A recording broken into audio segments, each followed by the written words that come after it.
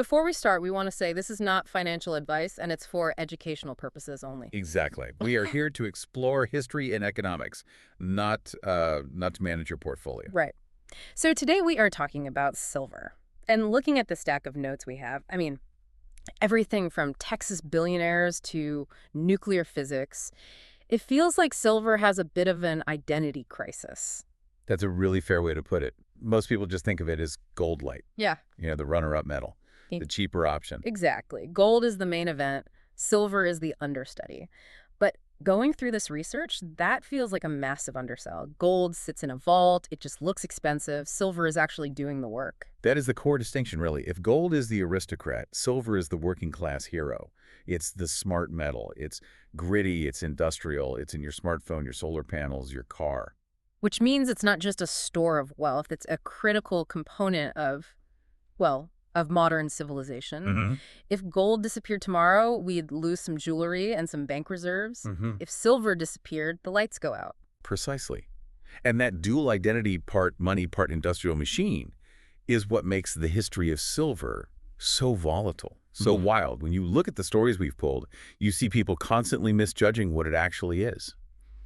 And we've got quite the lineup. We're going to talk about the Hunt brothers trying to break the global banking system, the U.S. military using silver to build the atomic bomb, and a mountain in Bolivia that basically destroyed an empire. And through all of that, we're going to unpack the economic mechanics that drive this metal. Because silver isn't just a shiny rock. It's a lesson in supply and demand, inflation, and, market psychology. Let's start with the psychology, or maybe the hubris. We have to talk about the Hunt brothers. This is 1979. The ultimate cautionary tale. Yeah. So set the stage for us. 1979 isn't exactly a stable time in the U.S. economy. Not at all. You have the Carter administration, you have an energy crisis, and most importantly, you have massive inflation. The dollar is losing purchasing power every single day. If you were just sitting on cash, you were losing money. Enter Nelson and William Hunt, Texas oil billionaires. They look at this inflation and they decide they don't trust paper money anymore. They want something real. Right, but they didn't just want to buy some silver to hedge their bets.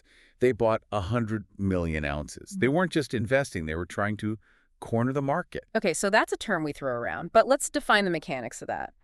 To corner a market, you basically have to buy enough of the supply that you become the price setter. Right. Yeah. You hold everyone else hostage. Exactly, you become the bottleneck. If anyone needs silver, whether it's for jewelry or industrial film, they have to come to you. The Hunts controlled so much physical silver and so many futures contracts that they squeezed the price from about $6 an ounce to nearly $50. That's almost a 700% return. On paper, they were geniuses. On paper. But in reality, they were breaking the world. It wasn't just numbers on a screen. People were melting down their grandmother's tea sets because the metal was worth more than the heirloom. But more critically, industry was choking. Kodak, the giant of photography back then, they relied heavily on silver for film. They literally couldn't afford to produce their product. The Hunts were strangling the economy. And this is where the establishment fights back. Yeah. Because you can't just hold the global economy hostage without the regulators noticing. Oh, they noticed. The exchanges and the Federal Reserve, they stepped in. They realized that if this bubble kept inflating, it could crash the entire banking system. So they changed the rules of the game overnight. How? What did they do? They implemented a specific policy regarding margin requirements. Okay, so that's basically the down payment rule, right? Correct. When you buy commodities, you usually use leverage. You put down maybe 10% cash and you borrow the rest. The regulators suddenly said, no more borrowing on silver. You have to put up 100% of the cash. Which is a brutal move. The Hunts had bought all this silver on credit. Yep. And suddenly the bill comes due and they need billions in cash immediately. Which they didn't have. They were illiquid. They had to sell the silver to pay the debts, which caused the price to just crater. They went from being the richest men in the world to bankruptcy court. It's so interesting how this story gets interpreted differently depending on who you ask. We saw some notes here on the right-centric view versus the left-centric view. Right. The right sees them as victims of government interference entrepreneurs who played by the rules until the government changed them. The left sees them as greedy billionaires who got what they deserved. But the interpretation that really stood out to me in the research was the Japanese perspective. Yes, this concept of gammon. Right. In Western economics, we often celebrate the maverick, the guy who beats the system. But the Japanese analysis viewed the Hunts' failure as a lack of harmony. They tried to impose their will on the market. Trying to break the sky was the phrase that was used? Exactly. In this worldview, the market is like a force of nature. You can navigate it, you can sail on it, but if you try to stop the tide, you will drown. The Hunts lacked the humility to understand they were part of a system, not the masters of it. That's a profound way to look at it. It wasn't just a financial error, it was a philosophical one. They fought gravity. Gravity always wins. So the Hunts tried to use silver to break the financial system, but just a few decades earlier, the U.S. government used silver to break, well, atoms. Let's pivot to World War II and the Manhattan Project. This is such a great contrast. The Hunts saw silver as a financial chip. General Leslie Groves saw it as a tool, a piece of equipment. So the situation is 1942. The U.S. is secretly trying to build the atomic bomb. To do that, they need to separate uranium isotopes using these massive instruments called calutrons, basically giant electromagnets. And normally you would build those magnets with copper wire. Copper is the standard conductor, but it's the middle of World War. Copper is needed for shell casings, for telephone wires on the battlefield. There's a critical shortage. A huge shortage. So General Groves, who is not a man to take no for an answer, he realizes that silver is actually a better conductor than copper. It's just wildly, wildly expensive. So what does he do? He goes to the U.S. Treasury and asks the Undersecretary, a man named Daniel Bell, for silver. And he doesn't ask for a few bars. He asks for 6,000 tons. And the Treasury's response is just, it's legendary. It's a classic clash of cultures. The Undersecretary looks at him and says, "Young man, you may speak of tons, but the Treasury speaks in troy ounces." I love that. It's the military world of logistics and tonnage versus the banking world of, precious precision. And it's a distinction that really matters. A standard ounce like for food is about 28 grams. A troy ounce is about 31 grams.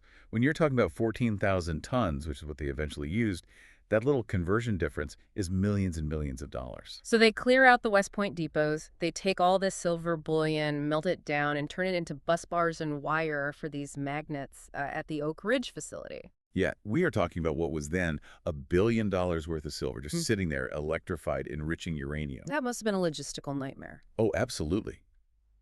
You have 14,000 tons of the Treasury's wealth acting as industrial equipment. The security was insane. They had to account for every single shaving of metal. And this illustrates a concept called asset substitution. Right. In a crisis, the price of the silver didn't matter. Its utility did. It was the only material that could do the job. And the amazing part, after the war, they dismantled the magnets and returned all that silver to the Treasury.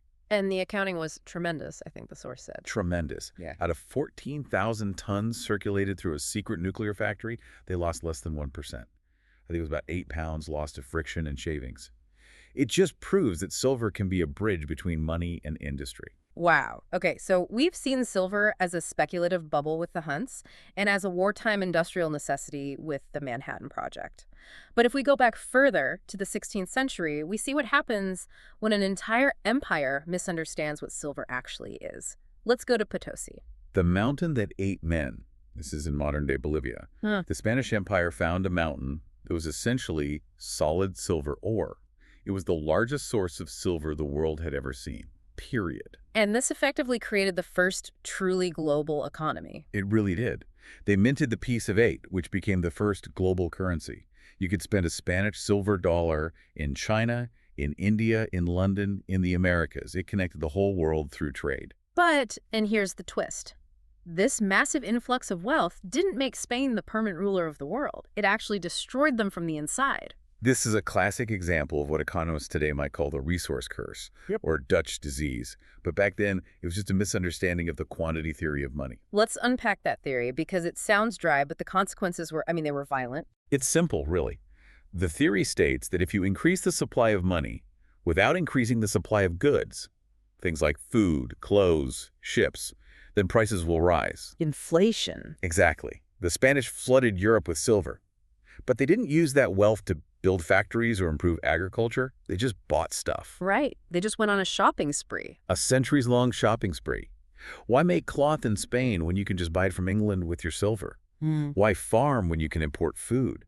Spain's domestic industry just rotted away because the easy money made them lazy and uncompetitive. So it hollowed out their own economy. Completely. And it triggered the price revolution across Europe. prices for everything skyrocketed. Think about the feudal system. Lords and landowners often had fixed incomes, right? Rent payments set by custom. Suddenly, the cost of living triples, but their income stays the same. The silver from Potosi effectively helped dismantle the entire feudal order. So ironic. The silver made the king of Spain the richest man in the world on paper, but it destroyed his kingdom. And you can contrast that with the Japanese silver mine mentioned in the notes Iwami Ginzan. Japan also had a massive silver boom, but they applied the concept of kaizen, or continuous improvement. They used the silver wealth to invest in their own infrastructure and trade networks. They understood that wealth isn't the metal itself. Wealth is your production capacity. So Spain thought the silver was the wealth. Japan understood the silver was a tool to build wealth. Yeah, it's the key lesson. Exactly. Okay, let's jump from the inflation of the Spanish Empire to the political battles of the United States in the late 1800s. We're moving from too much silver to not enough silver. This is the story of the crime of 1873. This is one of the most dramatic moments in U.S. monetary history, and it's called a crime for a reason. It sounds like a conspiracy theory. Well, it kind of was. So up until 1873, the U.S. was on a system of bimetallism. You could use either gold or silver as money. Which makes sense. Gold for big transactions, silver for daily life. Right. But in 1873, Congress passed the Coinage Act. On the surface, it just seemed like a housekeeping bill to reorganize the mint. But buried deep in the text, it omitted the standard silver dollar. It just left it out. It effectively demonetized silver without most people even realizing it until after it was passed. So they secretly killed silver as money. Why? I mean, who benefits from that? The bankers and the creditors. And this brings us to the concept of deflation. We're always worried about inflation, but you're saying deflation is worse for some people. Oh, it can be. If you are a banker who lends money, you love deflation. Deflation means money becomes scarce and more valuable over time. The $100 you lend out today will be worth more in purchasing power when it gets paid back to you. But if you're a farmer... It's a complete nightmare. If you're a farmer, you have debts. You owe money for your land, for your equipment. If silver is removed from the system, the money supply shrinks. Prices for your crops crash. But your debt stays the exact same number. So you have to grow twice as much wheat just to make the same mortgage payment. That's it. This crime of 1873 was effectively a massive wealth transfer from the indebted working class to the wealthy creditor class. And people were furious. It sparked decades of political turmoil. You had the Silverites. You had people like William Jennings Bryan giving his famous Cross of Gold speech, arguing that the gold standard was crucifying the common man. It was an elite versus populist battle fought entirely over which metal should be in our pockets. It really puts our modern crypto debates into perspective, doesn't it? It's the same fight. Hard money versus flexible money. Stability versus liquidity. The arguments never change. Okay, so we've covered a lot of history. Let's bring this into the modern era, because silver eventually stopped being money and became a pure commodity. And that brings us to 1997 and Warren Buffett. The Oracle of Omaha. Now, Buffett is famous for hating gold. He says it has no utility. It just sits there and stares at you. Right. But in 97, he bought 130 million ounces of silver. That's more than the Hunt brothers. It is. He owned about 20% of the world's annual supply. But his logic was completely different from the Hunts or the Spanish Empire. He wasn't trying to manipulate the market or debase a currency. He was looking at a supply-demand deficit. Which brings us right back to that smart metal concept from the beginning. Exactly. Buffett recognized that silver had become a consumable. Okay, explain that distinction. Gold isn't consumable. Not really. Almost all the gold ever mined in human history is still around. It's in bars, jewelry, museum artifacts. It doesn't go away. But silver. Silver is used in tiny amounts in electronics, batteries, and medical devices. It's often too expensive to recycle those tiny amounts, so it ends up in landfills. It's gone. So we are literally digging it up and then throwing it away. We are consuming the global stockpile, yes. Buffett saw that demand from the tech sector was exploding, but mining output was flat. It was basic math. If demand outstrips supply, the price must rise. And that is value investing in its purest form. It is. He didn't care about the politics of the metal. He cared about the fundamentals. He made a quick $100 million before selling, just because he did the math on industrial usage. So if we look at this entire timeline, from the Spanish Empire collapsing under the weight of silver, to the Hunts trying to corner it, to Buffett analyzing the deficit, what are the big takeaways? How should we think about silver now? I think there are three major lessons here. First, from the Hunt brothers. Don't fight the Fed. Don't leverage yourself to the hilt. The market is bigger than you are. Harmony, that Japanese concept, is better than hubris. The house always wins. Got it. Second, from Potosi versus Japan, wealth isn't the resource itself. Wealth is what you do with the resource. You can have a mountain of silver and still go broke if you don't have a productive industry. That's the resource curse. Exactly. And finally, the Buffett lesson. In the long run, fundamentals matter. And silver is unique because it's being consumed. We are burning through it. You know, that leads me to a final thought. We are moving into an age of extreme electrification. EVs, solar panels, massive server farms for AI, all of these require huge amounts of silver. They absolutely do. So if Buffett saw a supply-demand deficit in 1997, are we staring down the barrel of a much, much larger deficit now? If silver is the consumable precious metal, what happens when the mines just can't keep up with the tech sector? That is the billion-dollar question, isn't it? Yeah. We might be heading toward a structural shortage that makes the Hunt brothers squeeze look like a tiny blip on the radar. When that industrial necessity collides with monetary scarcity, that's when things could get really interesting. The poor man's gold might end up being the most valuable player on the field after all. It very well could be. Well, this has been a fascinating journey through the periodic table and the history books. I think I finally understand why General Groves wanted those 14,000 tons. It's a metal worth fighting for. Thanks for diving deep with us today. And before you go, please like and subscribe to this YouTube channel. It helps us keep digging up these stories for you. Catch you on the next one.